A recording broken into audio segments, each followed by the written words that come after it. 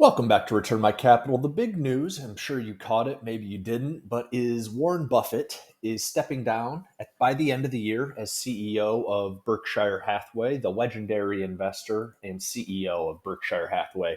So, if you're unfamiliar, essentially it's a holding company. You can call it what you want, but here we're looking at there's two different share classes of Berkshire Hathaway. These are the A shares. So if you've got a cool $765,000 burning a hole in your pocket, you can buy one share of the Berkshire Hathaway A shares, currently trading for $765,000. Upper half of the 52-week range, 607,000 on the low end, almost 813,000 on the high end. Now, Berkshire Hathaway does trade for a nearly 25 forward price to earnings ratio. This is a type of company, they do have significant investments into publicly traded companies with significant share ownership in companies like Apple, Bank of America, American Express. We're going to look at today their private investments into companies that you've likely never heard of. There are a couple that you probably have seen the brands, but we're going to go through just an incredible list of investments into businesses you may have never heard of that are still massive businesses. They just might not be your typical consumer facing businesses but we'll take a look at those. But you're seeing here, yes, Berkshire Hathaway A shares, again, well over $700,000 a share. 2024 earnings, just 371 billion. Here you're seeing the B shares trading for a little bit more moderate, 510,000. The share price tracks the same, at least in terms of a percentage return, of course. Over the past year, Berkshire Hathaway is up 26% over the past 5 years, smashing the S&P 500 up 196%, and over the past decade up a fantastic 251%.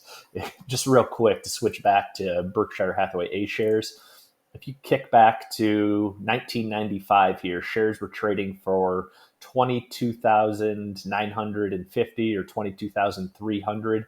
Now, since then, just up 3,237%. Berkshire Hathaway is one of the largest companies in the S&P 500. You'll see of the top 10 holdings, it's behind Apple, Microsoft, Nvidia, Amazon, and Meta, as well as Alphabet, actually, because Alphabet does have the two different share classes as well. So if you were to combine Alphabet or Google into the one company, it would be the seventh largest company in the S&P 500. Now, famously, Berkshire Hathaway does not pay a dividend. Certainly, the companies that they wholly own or are partial owners of pay dividends. Well, essentially, they take that cash flow and reinvest into businesses as they see fit, but do not pay a dividend to shareholders of Berkshire Hathaway. Now, again, what we're going to talk about today are companies where Berkshire Hathaway owns these businesses outright or have a majority controlled stake of these private companies. So we're not going to include the Apples, the Bank of Americas, the American Express, as well as any foreign-owned businesses. So companies like BYD or Mitsubishi or those Japanese trading houses that they made news by recently investing in. There's significant investments into those companies. We're not going to talk about those. We're going to focus on their investments into their insurance companies that they own, the utilities and energy, manufacturing, the railroad companies. So there's a lot that we'll get into or talk about. We'll start out with talking about some of their significant investments into the insurance industry, most notably Geico, right? Berkshire Hathaway acquired Geico in 1996, and I'm sure you've seen the Geico gecko on the TV commercials. This was a company that they acquired in 1996, auto, home, renters, other insurances. The revenue that Berkshire Hathaway receives via their ownership of Geico makes up a little over 13% of the total Berkshire Hathaway revenue, at least in 2022. So nearly $40 billion a year, probably more than that now, certainly more than that now, they receive from their ownership in Geico. They also own a company called National Indemnity Company. It's a fun word to say, indemnity. They acquired them in 1967, property and casualty insurance. So yeah, certainly if you've ever had to purchase property and casualty insurance, National Indemnity is one of the largest providers of that. Also in the insurance realm, they own National Fire and Marine Insurance Company, also purchased in 1967, some sort of more specialty type insurance. They've got a subsidiary of theirs called Berkshire Hathaway Primary Group, which does motor vehicle, workers' comp, and healthcare liability. So that generates over $14 billion of revenue, which is a little under 5% of their entire, Berkshire revenue. You've got reinsurance, Berkshire Reinsurance. It kind of spun out from an acquisition they made back in 1998 for $22 billion. But it's essentially insurance for insurance providers, maybe something you've never thought about, but they provide insurance for insurers on a global scale. So that's a massive component of their insurance business. And then in 2022, they acquired a company called Allegheny Corporation. And that's a holding company. So a holding company acquiring a holding company that owns several insurance providers and manufacturing and services. So that's another massive business. Looking at the utility and energy segment, there's Berkshire Hathaway Energy. It was formerly Mid-American Energy, which was acquired by Berkshire Hathaway in 1999. And it owns a conglomerate of utilities throughout the United States as well as in the UK. And this is a very, very significant portion of Berkshire Hathaway's entire portfolio, almost 10% of revenue. Back in 2022, this Berkshire Hathaway Energy was generating nearly $27 billion. And they have additional subunits throughout the US and the UK. One of their largest acquisition was back in 2010. They acquired BNSF Railway for $26 billion. So this is one of North America's largest railroad networks. And when you actually look at the railroad industry, there's really not many players left in that space. You've got Norfolk Southern, you've got Union Pacific, there's the two big Canadian railways, CNP and CNI, and BNSF is one of the few. So certainly it's not a monopoly, or a duopoly, but it's one of the very few. And freight logistics via railway is still a critical part of our economy. Looking more at the manufacturing space, you've got Precision Cast Parts Corporation, PCC. Berkshire Hathaway bought them in 2016 for $32.1 billion. And they're involved with aerospace and industrial components, so metal components for aircraft and energy applications.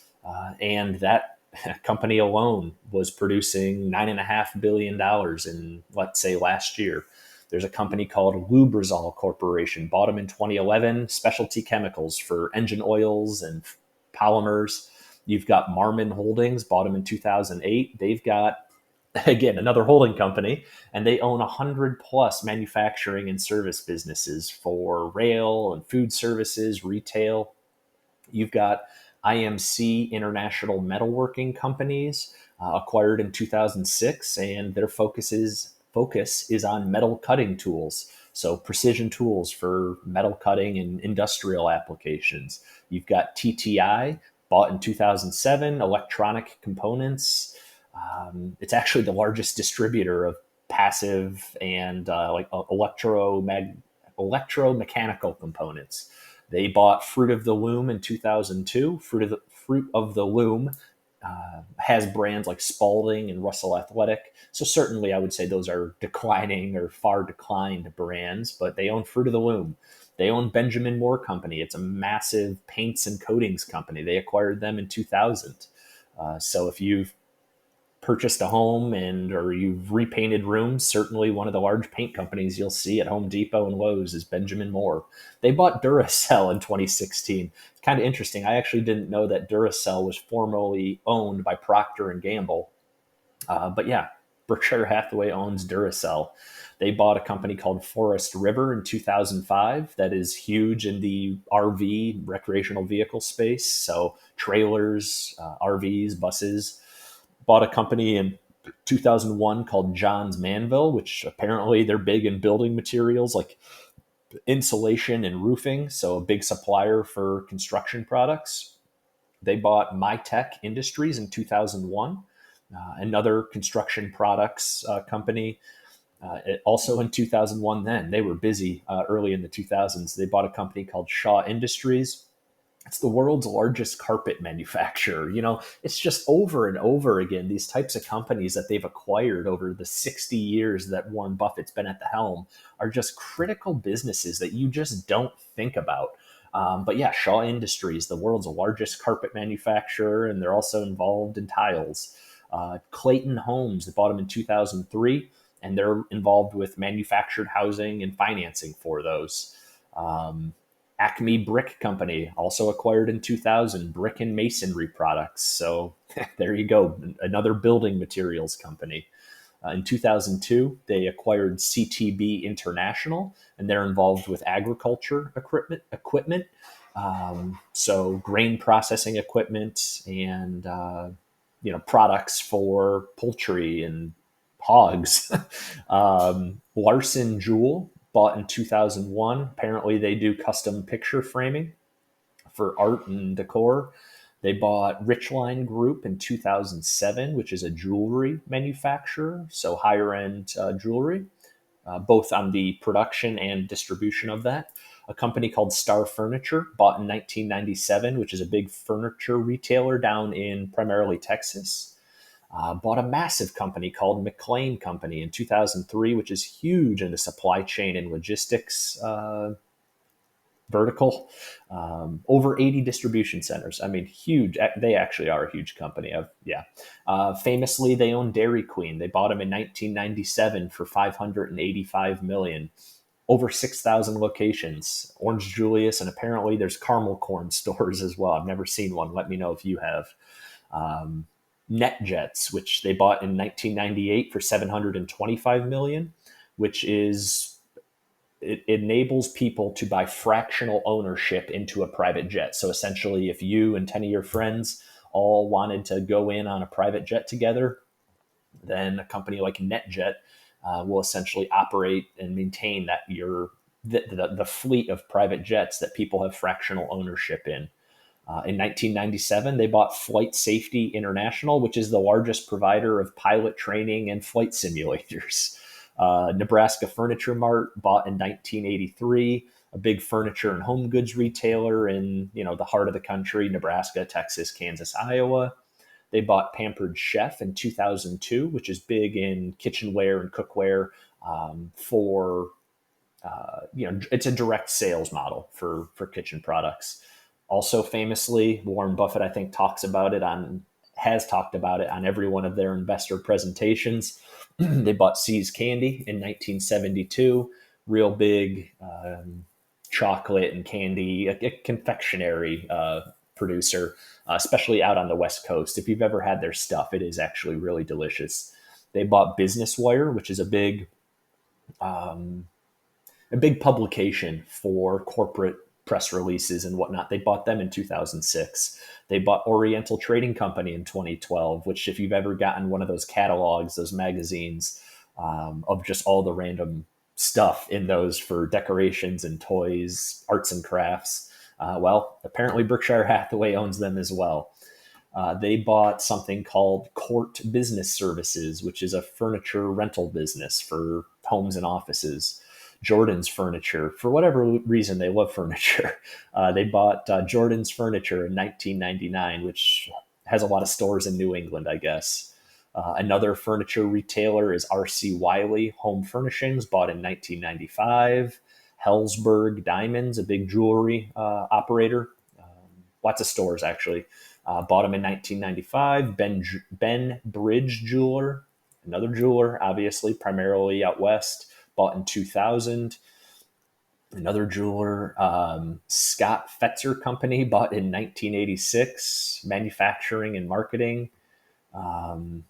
Apparently they make vacuums. I mean, the amount of diversification that you get from owning shares of Berkshire Hathaway, it really is incredible. And I think that's why, people like to just buy and hold for darn near a lifetime. A company like this is essentially, and they've called this out on earnings calls before, but it is essentially just you're betting on the U.S. economy. It really is. Getting back a few more, believe it or not, there are more. Kirby Company bought in 1986, vacuum cleaners. XTRA Corporation bought in 2001. Well, they lease trailers and storage units. What else do we got here? Some freight businesses. Lewis Motor, aftermarket motorcycle parts, bought in 2015. Oh, that's right. They own, um, okay, in 2017, they bought a 39% stake into Pilot Flying J. If you've ever driven across the country, or I guess not, don't have to go across the country, but if you've ever seen those Pilot gas stops and truck stops, travel centers where you've got a store, certainly the gas aspect, maybe some restaurant aspect of it. They owned 39% of it in 2017 with plans to own 100% of it by 2044. So over 750 travel centers.